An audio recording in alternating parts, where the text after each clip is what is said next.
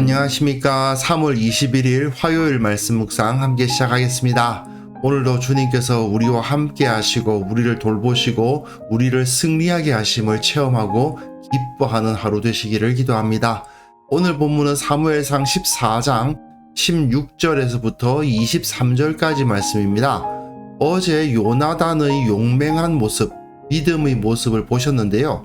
그에 비해서 그 아버지 사울은 어떤 모습을 보이고 있었던가 하는 것이 나타나고, 물론 또 내일 본문에서 더 그런 이야기가 나오겠지만 오늘 본문을 통해서 사울이 보이고 있는 태도가 과연 하나님을 제대로 섬기는 것일까, 이 문제에 대해서 한번 생각해 보았으면 좋겠습니다.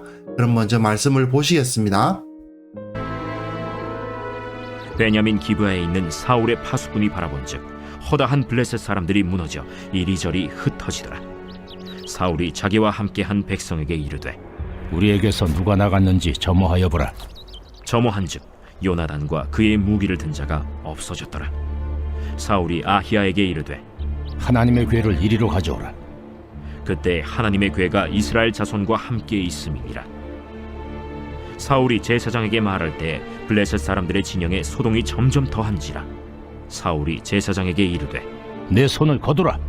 사울과 그와 함께한 모든 백성이 모여 전장에 가서 본즉 블레셋 사람들이 각각 칼로 자기의 동무들을 치므로 크게 혼란하였더라.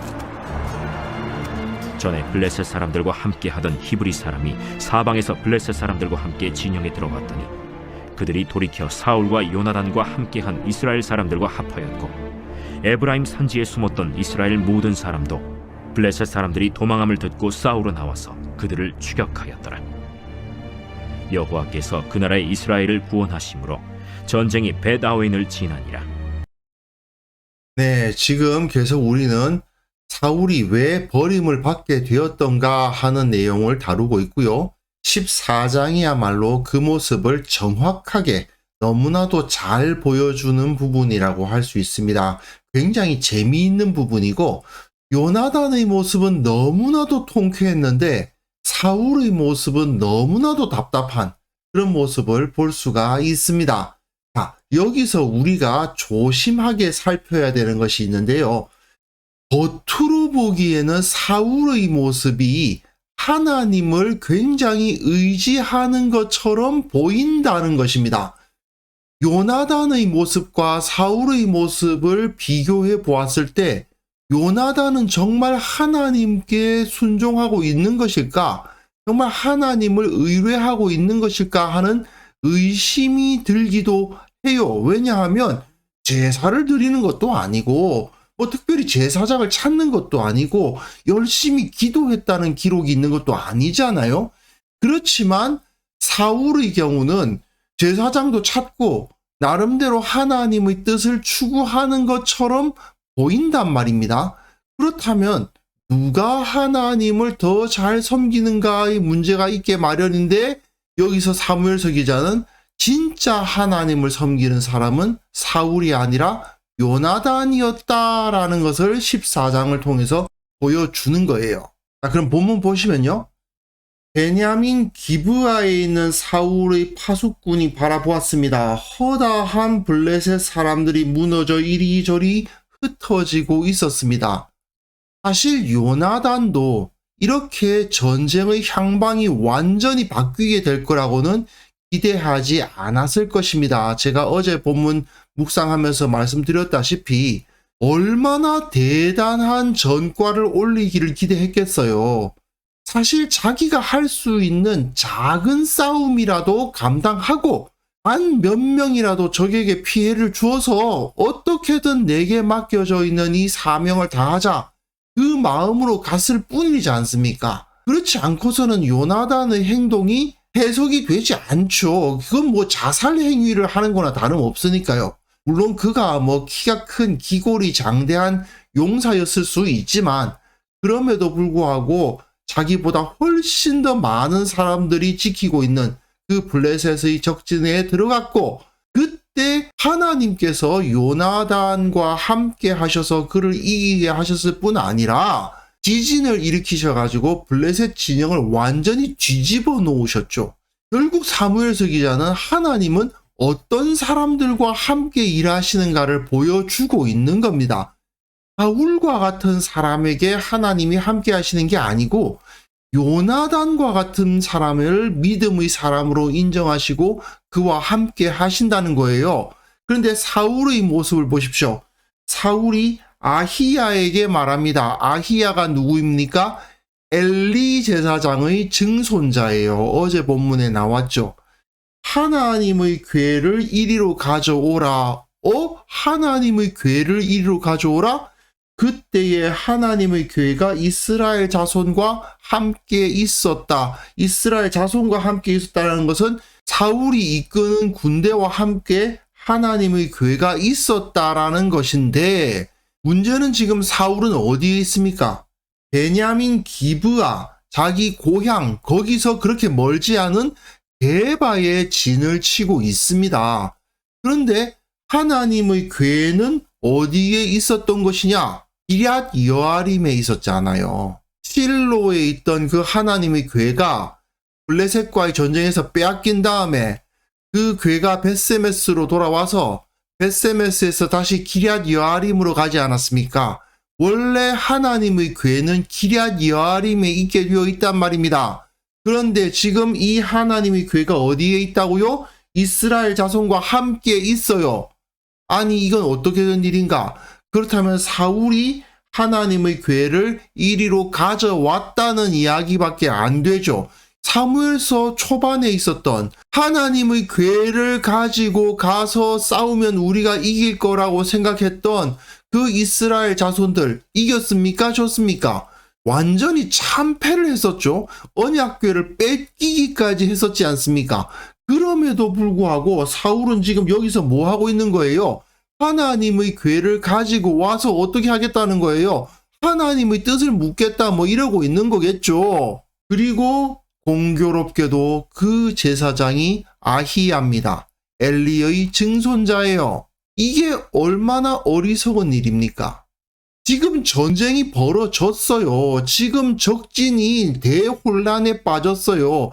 요나단과 그의 부관이 가서 단 둘이서 저 적진을 완전히 뒤집어 엎었다는 사실이 밝혀지고 있어요.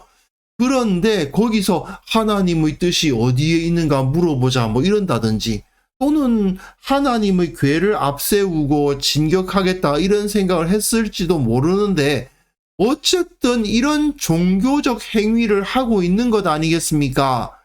사울이 제사장에게 말할 때에 블레셋 사람들의 진영에 소동이 점점 더한지라 사울이 제사장에게 이르되 내 손을 거두라 하고, 사울이 이제야 깨달은 거예요. 야, 이거 안 되겠다. 지금 급하다 싶은 생각이 이제야 들고 있는 것입니다. 사실 사울이 왜 하나님의 궤를 찾았을까요? 지금까지 병거가 3만이요 마병이 6천이었던 그 블레셋 앞에서 벌벌 떨고만 있지 않았습니까? 그런 상황에서 적진이 흔들린다는 것을 보았는데, 그 상황에서도 지금까지 갖고 있었던 그 두려움을 완전히 떨치지 못하니까 하나님의 뜻이 어디 있는지 물어봅시다 이런다든지, 하나님을 앞세워서 싸우러 나갑시다 이런다든지, 이런 모습을 보이는 거죠. 결국 자기의 나약함과 믿음 없음을 뭘로 가리려고 해요? 종교적인 행위로 덮어서 가리려고 하고 있는 거잖아요. 이렇게 껍데기 종교는요, 지금 눈앞에서 하나님의 역사하심이 일어나고 있음에도 불구하고 그 앞에서 떨쳐 일어나서 주님을 순종하지 못하게 만드는 요소가 되고 맙니다. 그냥 종교 행위에 빠져 들어가서는 자기 합리화를 하는 거예요. 나는 그래도 하나님을 섬기고 있어. 나는 하나님의 뜻을 먼저 물어봐야 된다고 생각해. 이런 식으로 말이죠. 그러면서 백날 하나님의 뜻을 묻기만 하지 정작 일어나서 주님의 뜻을 행하는 것은 없어요. 답답한 노릇이죠. 그게 바로 종교의 모습입니다. 그렇게 진정한 신앙이 아니라 종교 행위만으로 하나님을 섬긴다고 생각하는 사람들은 결국 하나님의 나라를 위해서는 전혀 아무것도 할 수 있는 게 없는 겁니다. 그 다음 본문 보십시오. 사울과 그와 함께한 모든 백성이 모여 전장으로 가서 본즉 이제야 그 모든 백성이 전장으로 나아갑니다. 블레셋 사람들이 각각 칼로 자기 동무들을 침으로 크게 혼란하였더라. 각각 칼로 자기의 동무들을 치고 있는 모습은 하나님께서 전쟁에 개입하셨을 때 주로 나타나는 모습이죠. 하나님께서 가장 많이 쓰시는 방법 아닙니까? 서로의 피하 구분을 못하게 만드셔서 서로를 치게 만들어 버리시죠. 그뿐만 아닙니다. 전에 블레셋 사람들과 함께하던 이 히브리 사람이 블레셋 사람들에게 복종하던 자들이 있었다. 또는 블레셋 사람들이 흩어져서 노략질을 하고 사람들을 끌고 가고 하니까 꼼짝없이 그 밑에서 블레셋 사람들이 시키는 노역을 할 수밖에 없었던 사람들이 그들 가운데 있었던 겁니다. 그런데 그들이 사방에서 블레셋 사람들과 함께 진영에 들어왔더니 그들이 돌이켜 사울과 요나단과 함께한 이스라엘 사람들과 합하였다. 블레셋에게 부역했던 사람들이 그들 가운데 있었는데 블레셋의 진영에서 대혼란이 일어나고 사울과 요나단의 군대가 들어오니까 그들이 갑자기 돌이켜서 블레셋의 대적이 되어서 그들을 치게 되더라는 거죠. 그뿐만 아닙니다. 에브라임 산지에 숨었던 이스라엘 모든 사람도 블레셋 사람의 도망함을 듣고 싸우러 나와서 그들을 추격하는 일이 벌어집니다. 블레셋 안에 섞여 있었던 히브리 사람들이 다 사울의 군대가 되고 또 사울의 소집령 앞에 순종하지 않고 숨어 들어갔던 사람들이 다 나와서 함께 싸우게 되니 이스라엘의 군대의 숫자가 커지고 그 힘이 강력해졌다는 것을 볼 수가 있는 거죠. 이런 일이 일어나게 된 것은 오직 하나님께서 일하셨기 때문이고 그 하나님께서는 요나단의 믿음을 보신 거죠. 요나단이 하나님의 궤를 찾았습니까? 제사장에게 도움을 요청했습니까? 열심히 기도했습니까? 아니잖아요. 그런데 어떻게 요나단을 통해서 하나님이 역사하시는 거죠? 요나단은 그런 종교적인 행위에 붙잡혀 있었던 사람이 아니고 정말 하나님은 당연히 살아계시고 그 하나님이 우리와 함께 하시면 우리를 이기게 하신다는 너무나도 확고한 믿음 위에 서 있었던 거죠. 기도 많이 하는 것이 믿음이 아니고 성경 많이 읽는 것이 믿음이 아니고 예배 안 빠지는 것이 믿음이 아닙니다. 정말 하나님께서 살아계신다라는 것을 당연한 것으로 여기는, 내가 지금 숨을 쉬고 있는 것이 당연한 것처럼 나와 성령께서 함께 하신다는 것이 당연하게 여겨지고 있는 사람. 저 하늘의 태양이 동쪽에서 떠올라 서쪽에서 질 것이 당연한 것처럼 하나님께서 지금 살아계셔서 이 땅을 다스리고 계시다는 것을 확고하게 믿는 사람, 그 사람이 진정한 믿음의 사람들이지 종교적 행위를 잘 하는 사람들이 믿음의 사람일 수가 없는 거죠. 우리 한번 솔직히 이야기해 봅시다. 그 종교적 행위를 과연 정통교회의 사람들이 이단들보다 열심히 합니까? 제가 보기에는 기도는 이단들이 훨씬 더 잘하고요. 제가 보기에는 성경 지식 이단들도 충분히 많이 있어요. 그렇지만 그들은 하나님의 백성일 수가 없습니다. 왜요? 진정한 믿음을 가진 사람들이 아닙니다. 참 믿음은 우리 하나님의 존재와 역사하심을 내 일상에서 벌어지는 당연한 일처럼 믿고 받아들이는 사람들, 그 사람들이 진정 믿음의 사람들이라는 것을 우리는 철저하게 기억해야만 됩니다. 사무엘서는 일관되게 신앙은 외형적으로 눈에 보이는 종교의식에 근거하지 않는다. 오직 믿음이란 우리의 일상 가운데서 벌어지는 역동적인 실천으로 나타난다고 가르치고 있습니다. 진정 주님께서 우리와 함께 하심을 믿는다면 우리가 어떤 상황에 놓였다 하더라도 요나단과 같은 담대함과 실천하는 신앙을 가질 수 있을 것입니다. 이런 참된 신앙을 가지고 있지 않은 사람들은요, 세상을 두려워하면서 예배당 안에 숨어요.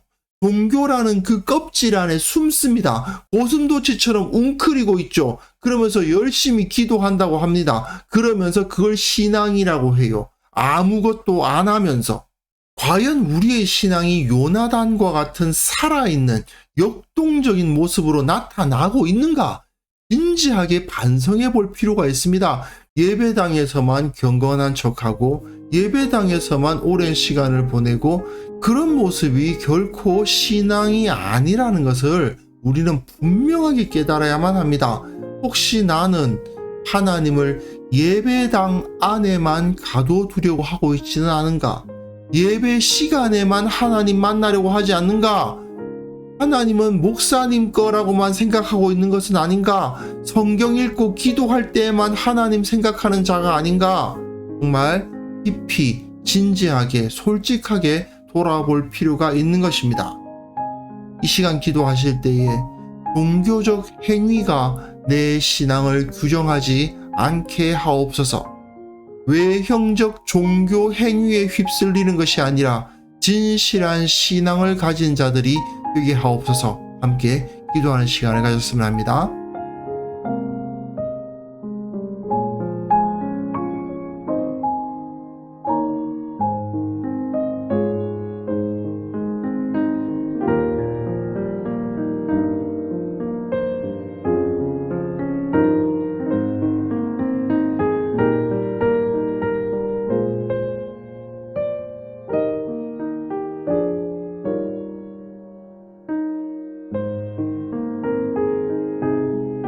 하나님 아버지, 참 신앙인이 되게 하시고 종교인이 되지 않도록 우리를 지켜주옵소서. 종교적인 행위로 내 신앙이 규정되지 않도록 도와주시고 내 삶이, 내 실천이 나의 아침에 눈을 뜨고 잠드는 모든 시간 가운데 진실한 마음으로 살아계신 하나님을 인식하고 믿는 자로서 살아가게 하여 주시기를 원하옵고 바랍니다. 특별히 우리 교회를 붙들어 주셔서 외형적인 종교 행위에 휩쓸리지 않는 공동체가 되게 하여 주시고 진실한 신앙을 가지고 참된 믿음을 가지고 살아계신 하나님, 지금도 나와 함께 하시는 성령님을 인식하며 그 참된 진리를 가르치고 실천하는 공동체가 되게 하여 주옵소서. 한국 교회를 주님께서 일깨워 주시기를 원하옵고 바랍니다. 종교적 행위를 신앙이라 착각하지 않도록 도와주시고 예배당 건물을 성전이라 착각하지 않도록 도와주시고 목회자가 제사장이라 착각하는 어리석은 자들이 없도록 도와주시고 오직 진실한 마음으로 주님을 바라고 진실한 마음으로 주님을 섬기며 모든 삶의 영역 가운데 예수 그리스도를 닮기 위해 최선을 다하는 자들이 될 수 있도록 주께서 저들을 붙들어 주옵소서. 아버지 하나님, 오늘도 주님께서 은혜를 베풀어 주시고 참된 믿음의 삶으로 오늘 하루를 승리할 수 있도록 도와주시고 요나단처럼 두려워하지 아니하고 내게 맡겨진 사명에 최선을 다하겠노라 고백하며 실천하는 하루가 되게 하여 주옵소서. 주님께 영광을 돌려드리오며 예수님의 이름으로 기도합니다. 아멘.